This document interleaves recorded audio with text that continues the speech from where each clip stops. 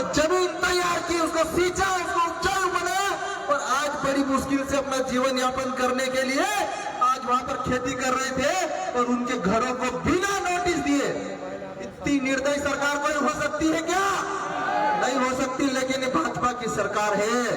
बिना किसी नोटिस के अभी हम उस गांव से आ रहे हैं, उन महिलाओं से, उन बच्चों से, उन पीड़ितों से बात करी। उनका कहना था कि वो 40 साल से उस गांव में रह रहे हैं। कितने सालों से?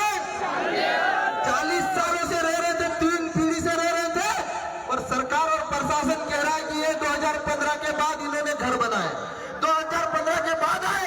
ये झूठी भाजपा की सरकार और झूठी भाजपा के अधिकारी, इनके सबके खिलाफ एट्रोसिटी में एफआईआर दर्ज होना चाहिए कि नहीं होना चाहिए?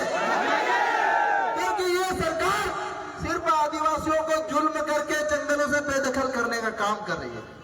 वन अधिकार कानून के तहत जब अधिकार दिया गया कि दिसंबर 2005 से पहले जो भी इस जंगलों में निवास करता आया है, जो भी 3 पीढ़ी से इन जंगलों में रहते आया है, उनको सरकार को पट्टे देना है, उनका मूल अधिकार है, संवैधानिक अधिकार है।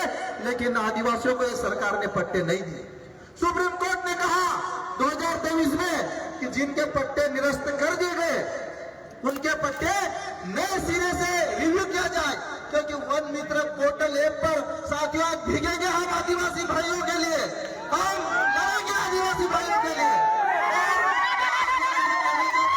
सुप्रीम कोर्ट ने भी आदेश दिया था कि जो पट्टे सरकार किसी कारणवश आदिवासियों के निरस्त हो गए, उन पट्टों को दोबारा रिव्यू करे और मध्य प्रदेश के जो 6 लाख पट्टे आदिवासियों के जो पट्टे निरस्त किए, वो पट्टे दोबारा रिव्यू करके दिया जाए।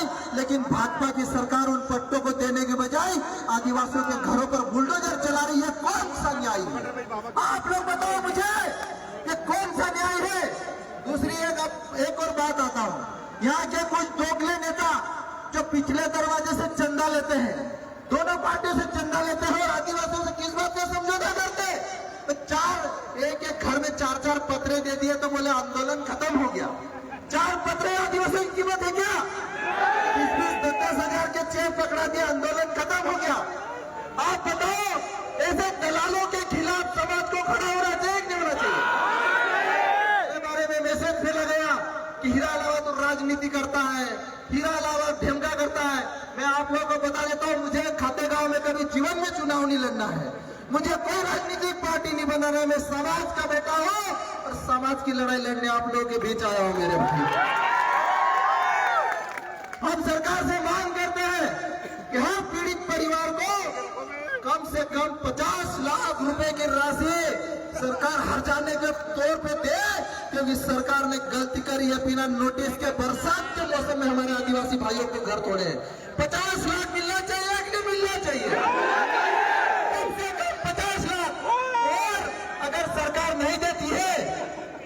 ये सरकार से भीख नहीं मांग रहे मेरे भाइयों, ये आदिवासियों का अधिकार मिला है संविधान में। आज बताओ, किसी बड़े उद्योगपति का घर गिराया सरकार ने मध्य प्रदेश में? सिर्फ गरीब आदिवासियों की जमीन छीन रही है, गरीब आदिवासियों को मारा जा रहा है, गरीब आदिवासियों को जंगलों से बेदखल किया जा रहा है।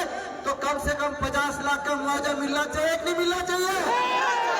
अगर सरकार मुआवजा नहीं देती है तो हम लोग विधानसभा में मुख्यमंत्री भवन आवास का घेराव करेंगे आने वाले समय में, ये भी बता देंगे। दूसरी बात, जो आदिवासी 3 पीढ़ी से रह रहे हैं इस धरती पर, इस गांव में, खातेगांव के आसपास, उन आदिवासियों के लिए हमने बात करी, उनके गांव महिलाओं, बच्चों, बेटों से बात करी, तो उनकी भी मांग है कि प्रत्येक परिवार को कम से कम 10 हेक्टेयर जमीन पर वन पट्टा सरकार दे। मोहन यादव सरकार 10 हेक्टेयर जमीन चाहिए कि चाहिए? और अगर सरकार नहीं देती है तो हम मुख्यमंत्री आवास का घेराव करेंगे पूरे मध्य प्रदेश का आदिवासी। तीसरी जो हमने मांग जोड़ी कि जिन घरों को मध्य प्रदेश प्रशासन के, मध्य प्रदेश सरकार के जिन अधिकारियों ने बेरहमी के साथ बुलडोजर चलाए, सबसे पहले तो जिले के एसपी, जिले का कलेक्टर और वन विभाग का डीएफओ, इनके ऊपर भी एट्रोसिटी में एक्ट में एफआईआर होना चाहिए कि नहीं होना चाहिए?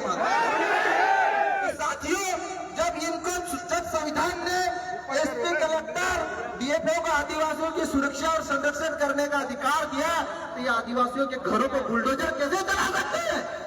चला सकते क्या? इस बड़े उद्योगपतियों के घरों पर बुलडोजर चलाया? इन्होंने सिर्फ हमारे गरीब आदिवासियों के घरों पे बुलडोजर चलाया। और मैं मुख्यमंत्री से मांग करता हूं, इनको तत्काल सस्पेंड करो, एसपी कलेक्टर और डीएफओ को, इनको इधर उधर ट्रांसफर होने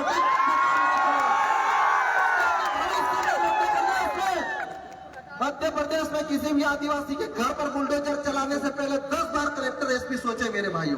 बिना कानून, बिना न्याय, बिना संवैधानिक प्रक्रिया के किसी की हिम्मत नहीं होनी चाहिए मध्य प्रदेश में कि भारतीय जनता पार्टी के शासन में एसपी कलेक्टर की इतनी हिम्मत नहीं होनी चाहिए कि आदिवासी के घर पे बुलडोजर चला सके मेरे भाइयों।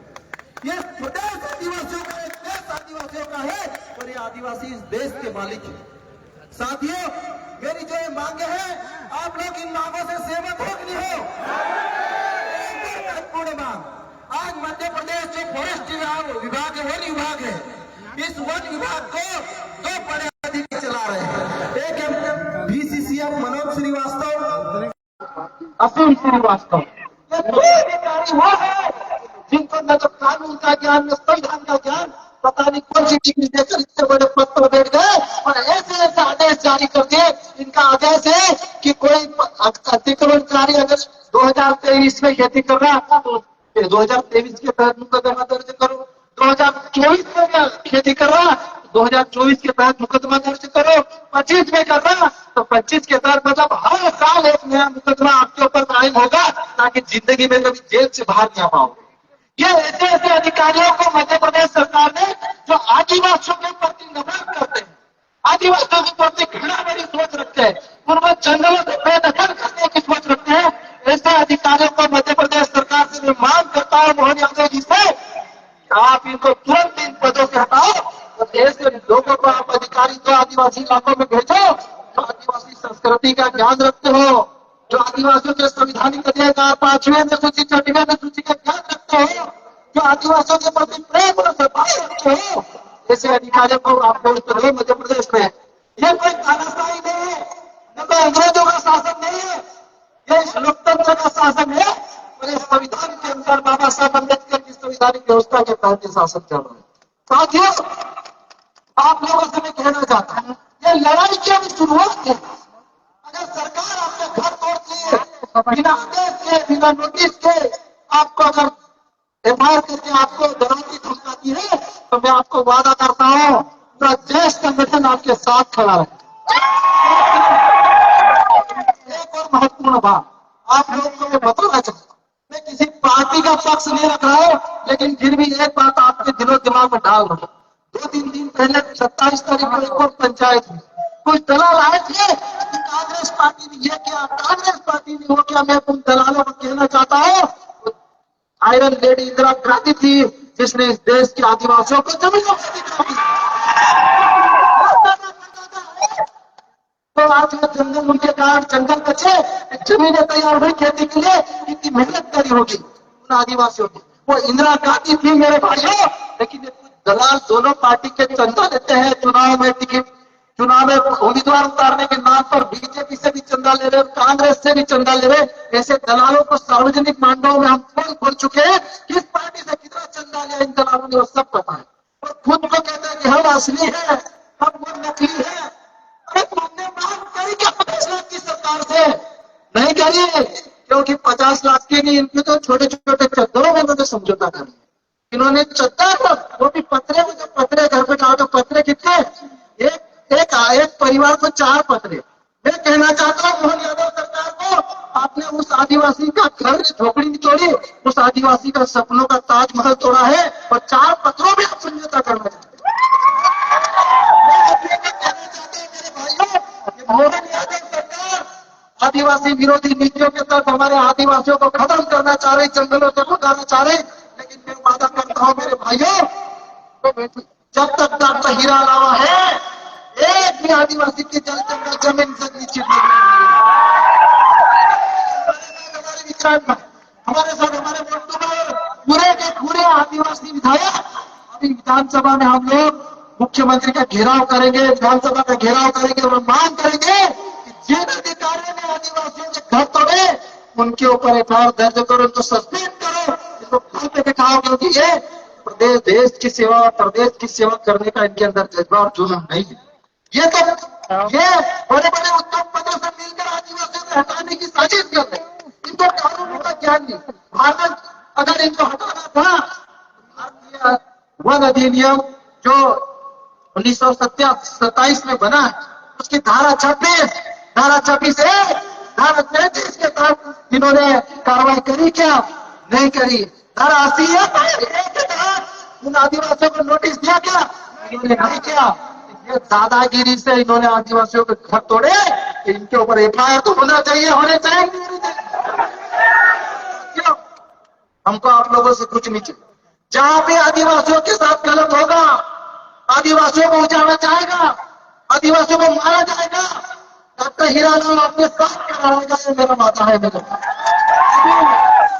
आज मध्य प्रदेश में गुना जिले में हमारे युवा साथी देश के सत्या को उसके पिताजी को मार दिया। ये तानाशाही, ये मध्य प्रदेश की सरकार में ये गुंडागर्दी, ये जो राज चल रहा है बीजेपी का गुंडागर्दी वाली राज, कि दिन में आदमी को मारना, आदिवासी बहनों के ऊपर बर्बरता पूर्वक बलात्कार करो, उनके माथे पर मुतो, ये भारतीय जनता पार्टी के शासन में पड़ा।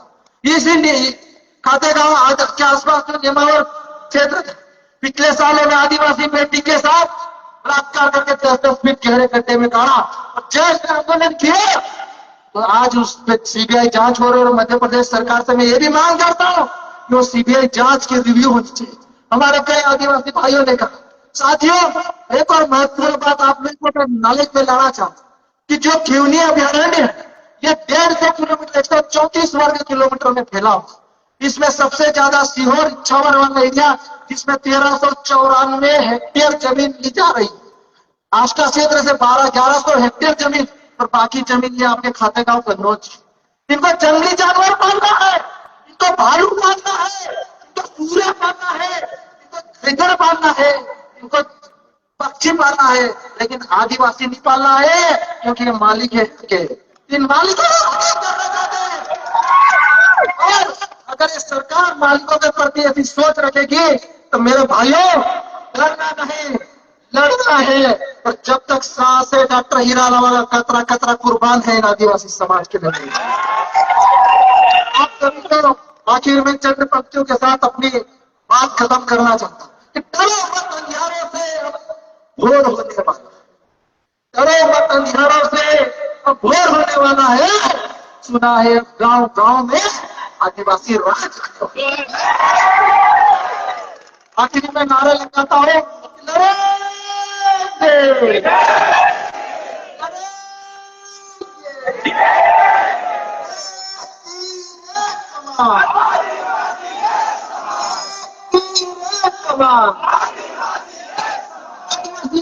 जिंदाबाद,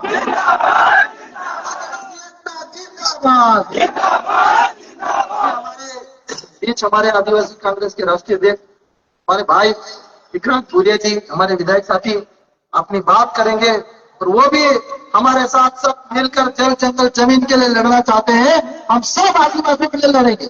आज यहाँ पर हमने कहा कि जो भी आदिवासियों के साथ खड़ा है, हमारे लिए एक बात आप सब हम सबको समझना है, पार्टियां अपनी जगह है, लेकिन बुरे समय में जो समाज के साथ खड़ा रहे वही असली आदिवासी होते हैं। सभी को जय जोहार, जय आदिवासी, जिंदाबाद। बहुत बहुत धन्यवाद बड़े भैया डॉक्टर हीरालाल अलावा जी। इसी के साथ में मैं अगले वक्ता के रूप में हमारे माननीय पूर्व विधायक पांचीलाल जी मेड़ा, उनको आमंत्रित करता हूँ वो आए और इस सभा को, महापंचायत को संबोधित करें।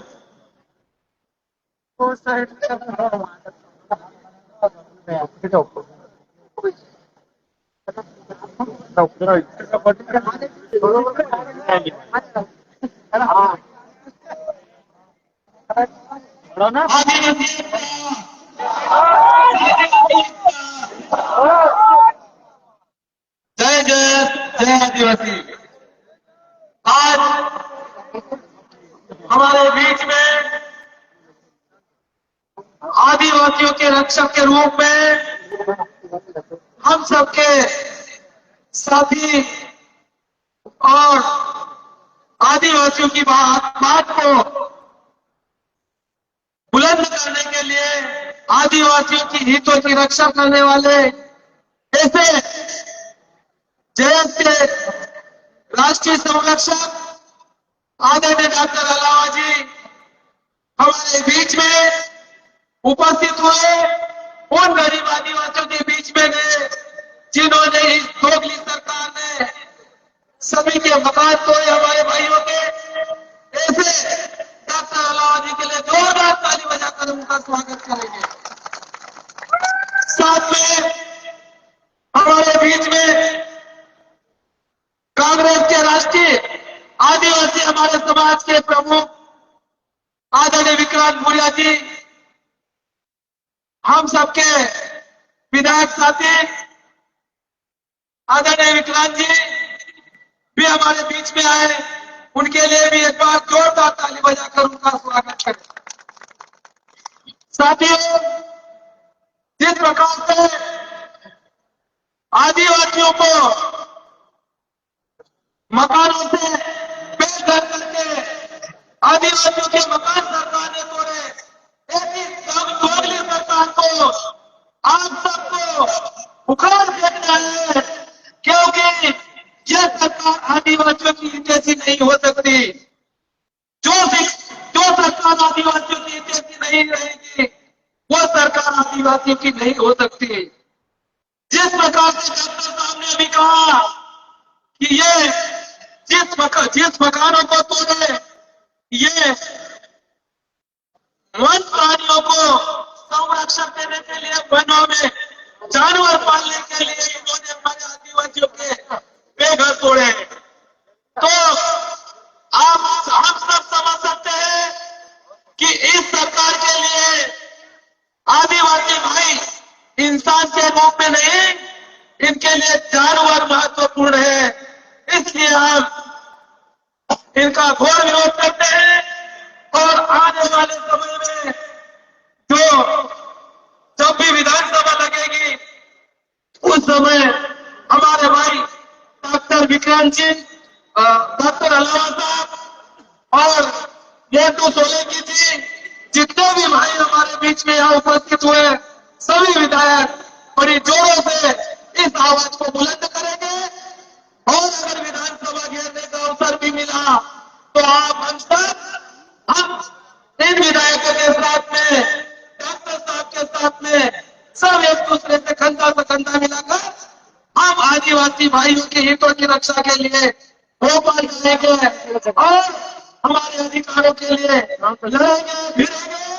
और जहां पर भी इस प्रकार से अवसर मौका मिले, आप लोग ना मत भाई, क्योंकि आप जितने भी यहाँ उपस्थित हुए, आप वास्तव में आदिवासी, ऐसे सच्चे आदिवासी देशभक्त हैं जिन्होंने अपने काम धंधे छोड़ करके हमारे उन गरीब आदिवासियों के लिए यहाँ उपस्थित हुए। मैं धन्यवाद देता हूँ आपका दिल में कि आपने हमारे अलावा जी की आवाज पर, विक्रांत भूरिया जी की आवाज पर आप लोगों ने डॉक्टर साहब का सम्मान किया। मैं भी आपका सम्मान करता हूँ और जब भी ऐसा मौका है, आप जरूर उपस्थित होकर के हमारे अधिकार के लिए लड़ेंगे और इस पवन सरकार को जल्दी से जल्दी आप सबको बताना पड़ेगा। गांव फले फले से जिस प्रकार से आ जाए, ऐसा हम भोपाल में भी प्रदर्शन करेंगे और जहां पर भी डॉक्टर साहब की आवाज रहेगी, वहां हम सबकी आवाज रहेगी। हम अधिकारियों के लिए, हम हमारे अधिकारों के लिए, हमारे संविधान के लिए हमेशा लड़ेंगे।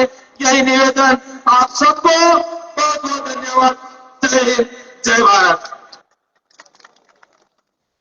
बहुत बहुत धन्यवाद माननीय पांचीलाल जी देवड़ा इसी के साथ मैं अगले वक्ता के रूप में झाबुआ क्षेत्र से विधायक माननीय विक्रांत जी भूरिया, उनसे निवेदन कर दूंगा कि वो आपको संबोधित करें। बड़े भैया विक्रांत जी भूरिया।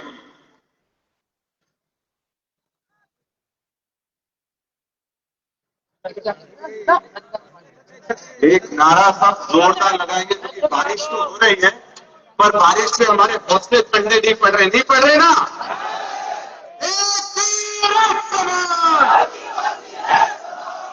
देखो, एक हाथ वाले मेरे को पसंद नहीं है, या तो उठाना है तो दोनों उठाओ, ना तो पता चले एक इधर हाथ है एक उधर हाथ है, तो कोई मतलब का नहीं। रो तो पूरा एक तरफ रो। आदिवासी का ये हमेशा कहना है कि जो करेगा डंके की चोट पर कहेगा, ऐसा नहीं कि डर कर कहेगा। तो एक वीर एक कमाल, एक वीर एक कमाल, जो हमसे टकराएगा, जो हमसे टकराएगा। तो बस ऐसे ही दोगलों को मिट्टी में मिलाना है, हीरा भाई बोल रहे थे ना। और सबसे अच्छी बात, हम दोनों डॉक्टर हैं, हम दोनों इलाज करने आए हैं। जो अगर आदिवासियों पर हाथ उठाएगा या आदिवासियों का अधिकार छीनेगा, उसका पूरे तरीके से इलाज करने का काम हम दोनों भाई, मोन्टू भाई, हम सब लोग करने वाले हैं। और सबसे बड़ी बात, अगर आज हम यहां खड़े हैं तो हम बिकाऊ नहीं। एक चीज समझ लेना, बीजेपी वाले क्या करते हैं, जो भी आवाज उठाता है सबसे पहले पैसा दे दो, यही करते ना। आजकल बिकने का सबसे अच्छा तरीका क्या है, पैसा और पावर। या तो उसको एक बड़ा पद दे दो या पैसा दे दो। और हमारे लोगों को तोड़ने के लिए भाजपा ये काम करती है। जो भी देखते हैं कि ये हमारा नेता मजबूत हो रहा है, ये लड़का मजबूत हो रहा है, ये लड़का बड़ा नेता बन सकता है, ये लड़का समाज का प्रतिनिधित्व कर सकता है, ये लड़का प्रदेश का प्रतिनिधित्व कर सकता है, तो सबसे पहले उनको पैसे में डालकर चुपचाप बैठने के लिए वो तैयार कर देते। पर एक चीज याद रखना, एक चीज साथियों याद रखना, कि जो अभी बिक गया उसको समाज कभी नहीं माफ करने वाला है। और देखो, जो बिकेगा वो पता तो लगेगा, अभी भले थोड़े दिन बाद पता लगे, पर छुपेगा क्या। और एक बार इज्जत गई तो किसी को इज्जत वापस नहीं मिलती है।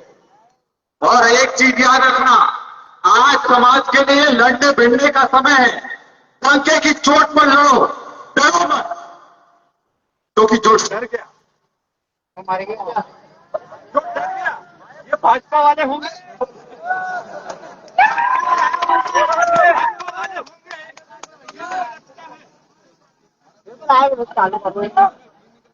कोई बात देखो, बात साफ है कि अब लड़ाई हमें पूरी ताकत से लड़ना पड़ेगी और डरो मत।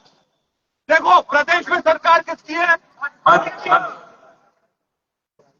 प्रदेश में सरकार किसकी है? दिल्ली में सरकार किसकी है? जब दोनों जगह सरकारें भाजपा की है, यहां पर विधायक किसका है? तो अब सब कुछ उनका है, और फिर भी अगर हमारे लोगों पर अत्याचार हो रहे हैं तो उनके खिलाफ आवाज बुलंद करोगे कि नहीं करोगे? और देखो, जो ये कहता है कि राजनीति मत करो, ये कहते हैं भाजपा के खिलाफ बोलो मत, ये उनका मतलब होता है। भैया, राजनीति में आए तो है लड़ाई लड़ने के लिए, और अगर अपने आदिवासियों के लिए नहीं लड़ाई लड़े तो छोड़ दो राजनीति। राजनीति में क्यों है?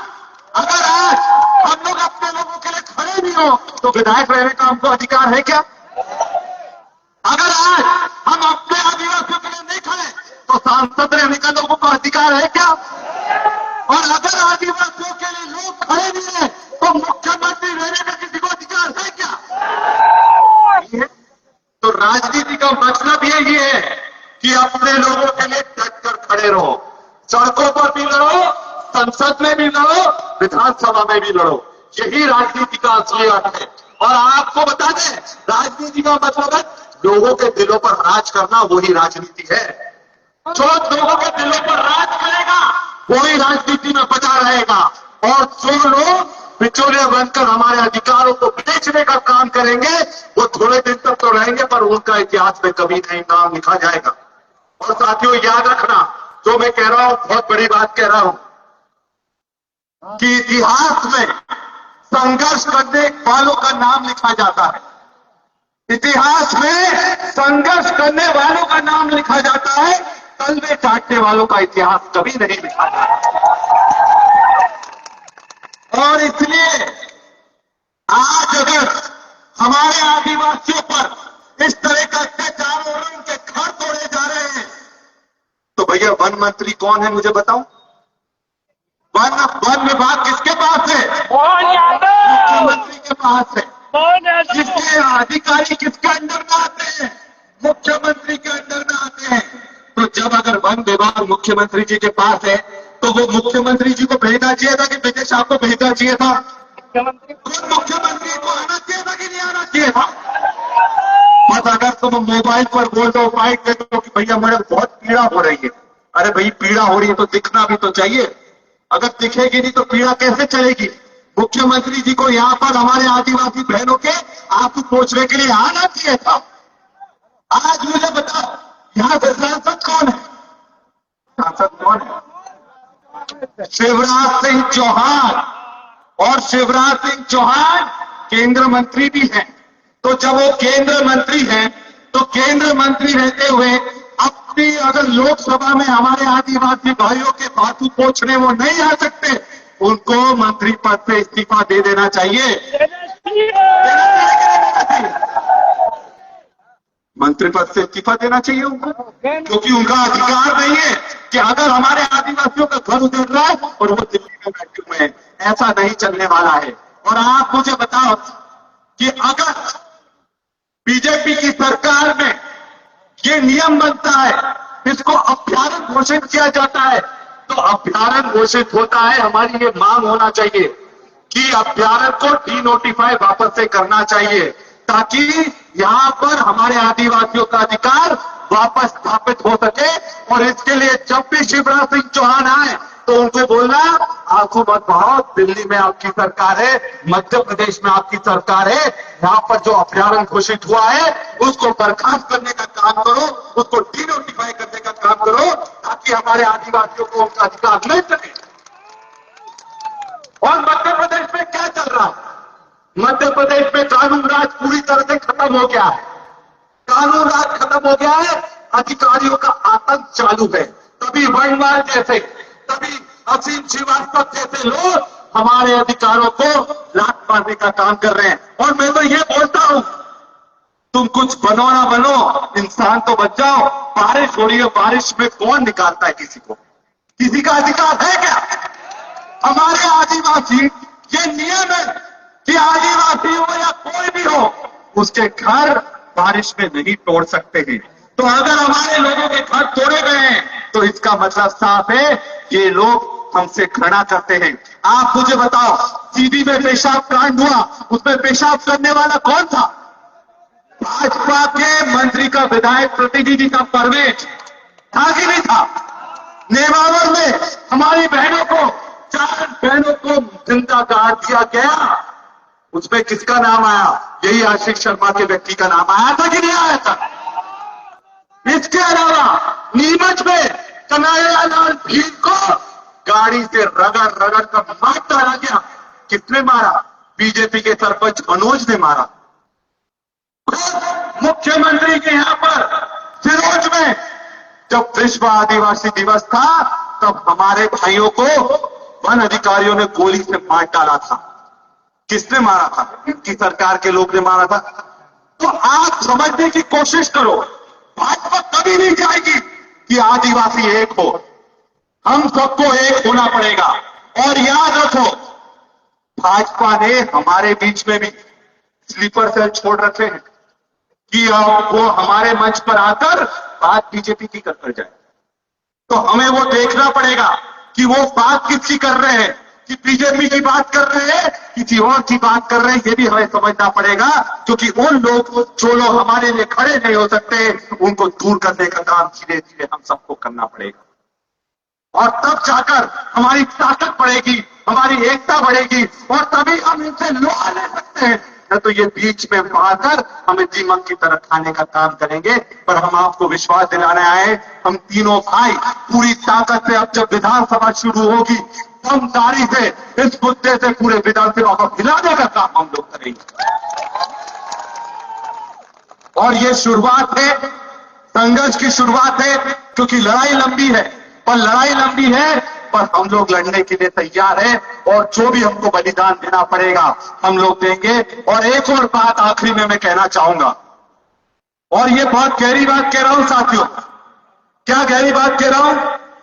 देखो, दूसरे समाज हमारे समाज से आगे क्यों निकल रहे हैं?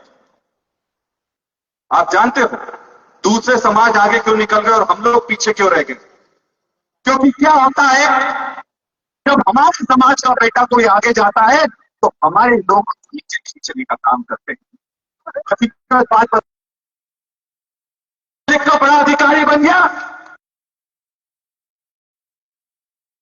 अगर जीत कर विधायक बन गया, अरे यार ये विधायक बन गया इसको नीचे खींच दो। अरे ये बहुत बड़ा व्यापारी बन गया है, अरे यार ये इसका बिजनेस चल रहा है इसको नीचे खींच दो। हमें ये केकड़े की जो मानसिकता है इसको खत्म करना पड़ेगा साथियों। और अगर अपना भाई कोई बड़ा व्यक्ति बन रहा हो तो पूरी ताकत से उसका साथ तो मैं आपसे फील करने आया, क्योंकि अगर वो आगे बढ़ेगा तो अपने समाज के लोगों को ऊपर खींच कर लाएगा, अपने समाज के लिए लड़ाई लड़ेगा, अपने समाज की बात रखेगा, अपने समाज की बात विधानसभा में रखेगा, अपने समाज की बात संसद में रखेगा, अपनी समाज की बात सड़कों पर रखेगा। क्योंकि अपने लोगों को आगे बढ़ाने का समय आ गया है साथियों। जब अपने लोग आगे बढ़े तो खुशी से बोलो हमारा बंदा आगे जा रहा है, और उसके लिए जो कर सकते हो करने का काम करो। करोगे कि नहीं करोगे? कितने लोग करेंगे जरा हाथ उठाओ। एक हाथ वाले गड़बड़, दोनों हाथ उठा तो सब तैयार हो कि नहीं हो? तैयार हो कि नहीं हो?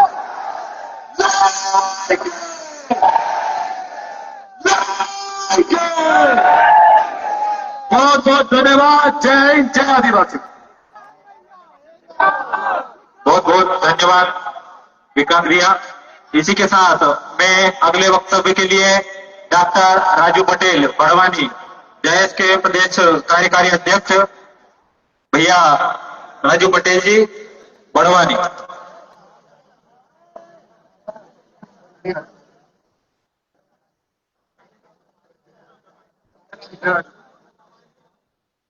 जय जवान, जय जवान, जय आदिवासी। तो साथियों, हम यहाँ पर आदिवासी के ऊपर शोषण अत्याचार के खिलाफ आए हैं। तो यहाँ की देवास की गूंगी और बहरी प्रशासन को जगाने के लिए आए हैं। तो आदिवासी हम जीवित है, तो जहाँ जिंदा है तो हम सब साबित करें।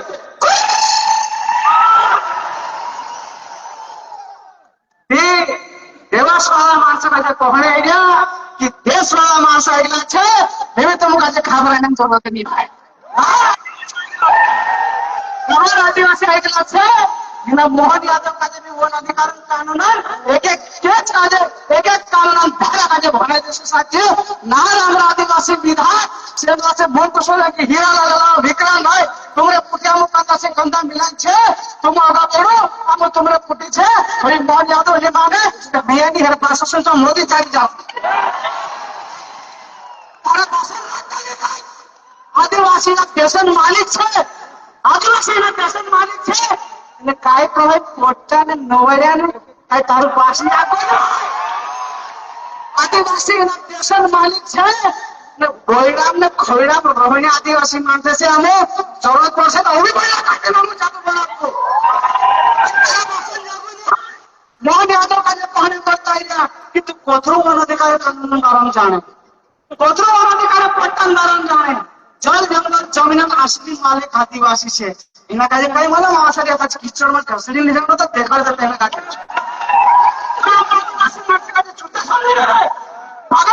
तू। आज मध्य प्रदेश की सरकार की जिम्मेदारी बनती है कि वन अधिकार कानून का पालन करवाए। वो कानून भी भेजे आज जिनको रक्षा बना के भेजे हैं यहाँ के कलेक्टर में डीएफओ तो आइए हो चुके हैं, क्या उनको आदिवासी दिखाई नहीं देता? वहां पर आज यहाँ के प्रशासन मध्य प्रदेश की स्थिति है, यहाँ के बहुत से डीएफओ को आरक्षित भूमि और सुरक्षित भूमि के बारे में जानकारी नहीं। तो डीएफओ को पूछना चाहते हैं देवास में, वो सीसीएफ को पूछना चाहते हैं कि यहाँ देवासन यूनियन जागो क्यों नहीं नाउलू की तरह बात नहीं नाउलू।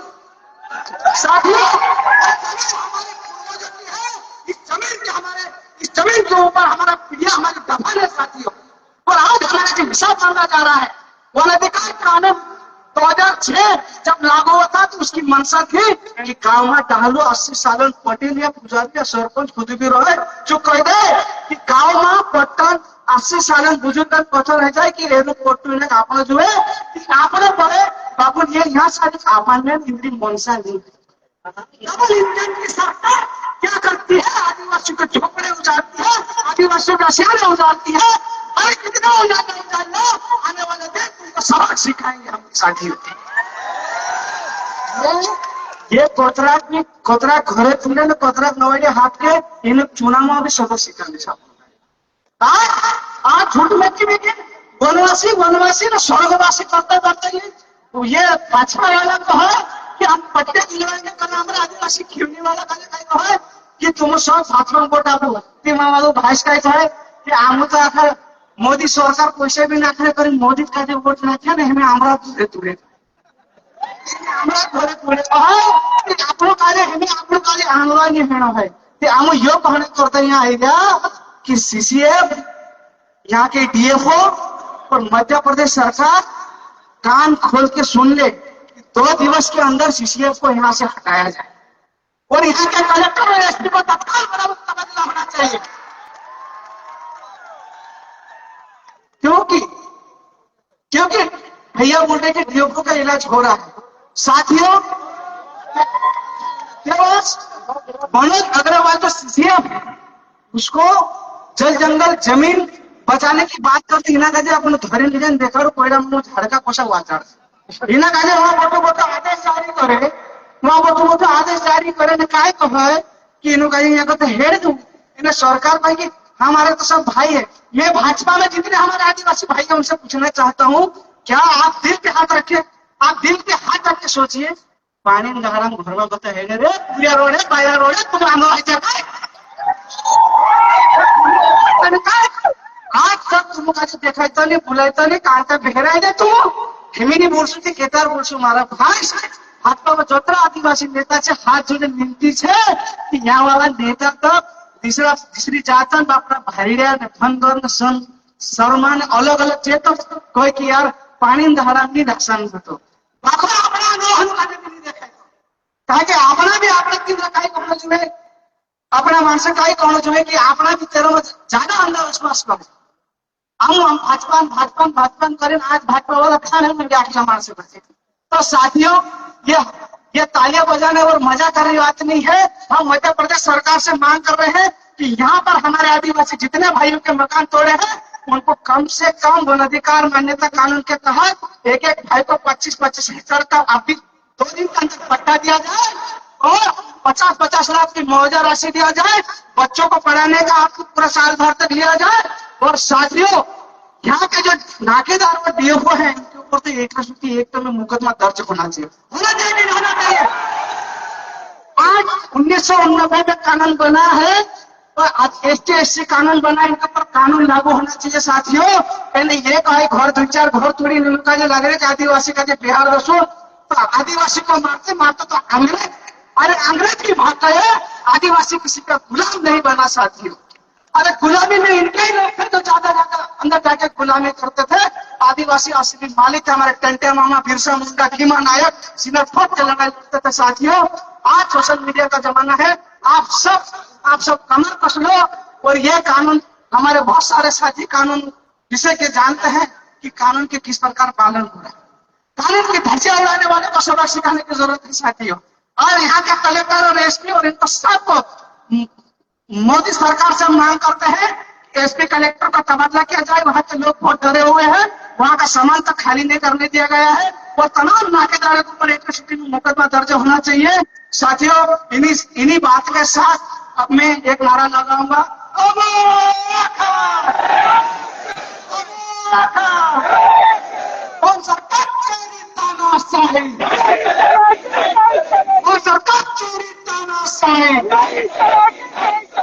साथियों ये जल जंगल जमीन के बारे में हमारे डॉक्टर हीरालाल अलावा ने बड़वानी से लड़ाई चालू करी है।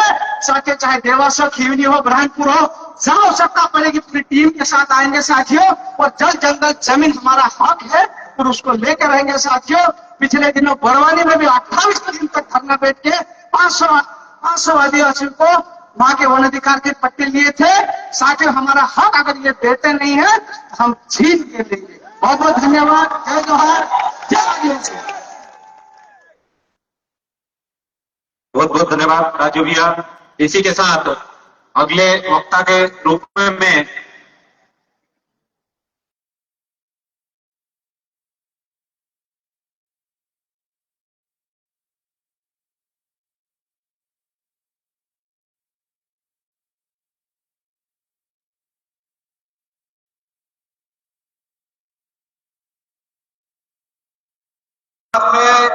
नारा लगाएंगे,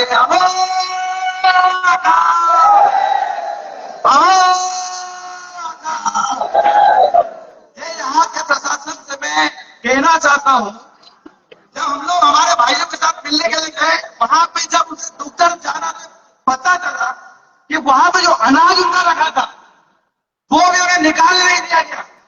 वो जो घर जो बने हुए थे वो पूरा समाप्त कर दिया गया। उन्हें जब बारिश का समय था, बच्चे बिलख रहे थे, महिलाएं ये देख रही थी, उनका अचानक ऐसे समाप्त हो रहा था। मैं यहाँ के प्रशासन से कहना चाहता हूँ कि थोड़ी सी भी शर्म नहीं है क्या? एक बार भी आप ठेकेदारों को नहीं सोचा? क्या आपने एक बार भी ये नहीं सोचा कि उन पर की क्या बीतेगी? क्या आदिवासी किस प्रकार से थोड़ा थोड़ा पैसा इकट्ठा करके, मजदूरी करके, दागी करके उन हथियारों को बनाया था? आपने उन्हें तोड़ दिया। आपने एक बार भी नहीं सोचा कि वो उन पे बीती क्या होगी। और यहाँ के जो मनोज अग्रवाल जी जो है, जिनके आदेश पे सारे काम हुए, मैंने जब विभागों में बात करी तो पता चला कि उन्होंने सिर्फ बिहार में नहीं, पूरे मध्य प्रदेश के जितने भी डीएफओ जो है उनके सभी के पास ये आदेश आए हुए हैं इस प्रकार से बर्बरतापूर्ण कार्य करने को लेके। ये लेके कहना चाहता हूं कि आप जिस जमीन को अपने पिताजी की जागीर समझ रहे हो, उस जमीन के लिए हमारे लोगों ने अंग्रेजों तक से लड़ाई लड़ी थी, तब जाके जमीनें बची थी। इन जमीनों के अंदर हमारे पुरखे, हमारे बिरसा मुंडा जब भी लड़ाई लड़ी, तब जाके जमीन हमारे पास मिली थी। अंग्रेज तो हमसे लड़के हमसे जमीनें छीन नहीं पाए। आपकी कोई औकात नहीं है। बस ये जो दर्द है, बस इसी को बताने के लिए पूरे जय श्रोता यहाँ पर आए थे। और एक और बात मैं यहाँ तक कह देना चाहता हूँ कि यहाँ के जो मुख्यमंत्री के जो ओएसडी है, वो कहते हैं कि जिनके झोपड़े टूटे हैं उन्हें प्रधानमंत्री आवास योजना का लाभ मिला है। कितने लोगों का लाभ मिला है? मात्र 5 लोगों को। लगभग यहाँ पे झोपड़े टूटे हुए 100 लोगों के झोपड़े टूटे हैं। 100 लोगों के आसानी समाप्त कर दिए गए सरकार के द्वारा। और यहाँ के लोग जो कहते हैं, आगे जो मुख्यमंत्री के जो कहते हैं वो बोलते हैं प्रधानमंत्री आवास योजना मिल गया। अब आगे देखो, जाओ कीचड़ में और हमारे लोगों से मिलो, उनका हाल चल लो, उसके बाद में कोई स्टेटमेंट दो। अनावश्यक बातें मत करो। बस इन्हीं शब्दों के साथ मैं अपनी वाणी को विराम देना चाहूंगा। बहुत बहुत धन्यवाद भैया। इसी के साथ में झाबुआ जिले से हमारे देश के युवा साथी नीलेश खड़िया वो हमारे बीच में उपस्थित है, वो आपको संबोधित करेंगे। जय आदिवासी,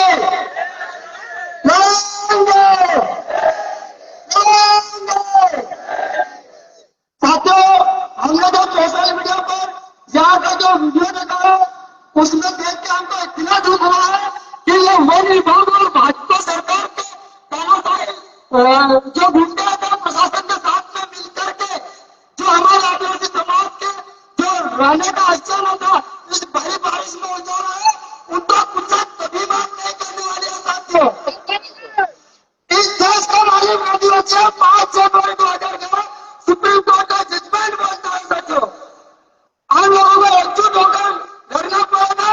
और यह जो बड़ी बात बताना है कि हमारी जमीन है, तो मैं इनसे पूछना चाहता हूँ कि 1947 से पहले तुम्हारे पास कितनी जमीन थी? तुम्हारे भारत देश में वन विभाग का विस्तारीकरण हुआ है या नहीं? भारत सरकार का बजट नोटिफिकेशन दिखाओ। अगर नहीं है तो सरकार गुंडों की